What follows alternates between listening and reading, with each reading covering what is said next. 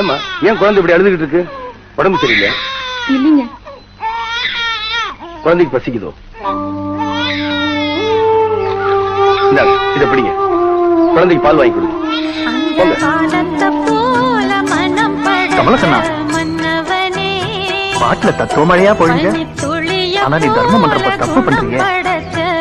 வலது கையால பண்ற தர்மம் இடது கைக்கு தெரியப்படாது. ஆனா நீ தர்மமே இடது கையால பண்றீங்க, அதுக்கு பலனே இல்லாம போயிடும். தெரியும் சார், பலனை எதிர்பார்த்து செய்யறதுக்கு பேரு தர்மம் இல்லை. நினைச்ச இடத்துல நினைச்ச நேரத்துல செய்யறதுக்கு பேரு தான் தர்மம். இப்படித்தான் செய்யணும்னு திட்டம் போட்டு செஞ்சா அதுக்கு பேரு விளம்பரம்.